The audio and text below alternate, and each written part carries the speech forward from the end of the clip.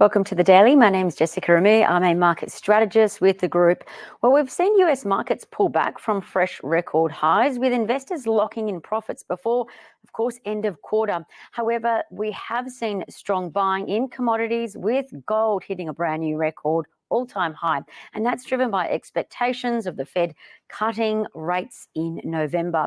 Bond yields have fallen as investors are buying into fixed income, and overnight we've seen the US dollar rise, which has pressured down the Aussie dollar.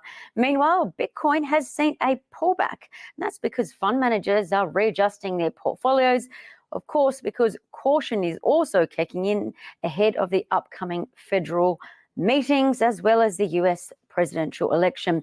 Today, we saw the Aussie share market rise 0.7% at the open. That was more than the futures expected. But do keep in mind, lately we've seen early gains be evaporated. And that's because we're seeing concerns grow that the RBA is keeping policy quite aggressive.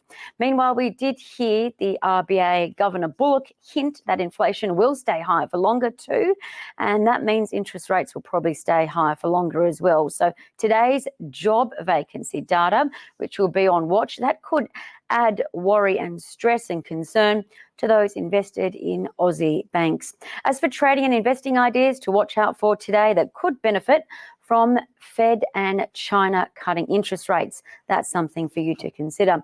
This week on the ASX, we've seen Champion Iron rise the most. It's up 21% in 5 trading days, with volume yesterday tripling. The iron ore company was upgraded by Bell Potter, Citigroup and Macquarie, who all see further upside over the coming 12 months. Also, keep an eye on uranium stocks. They've overtaken the chip leaders in the US as the best performers this year.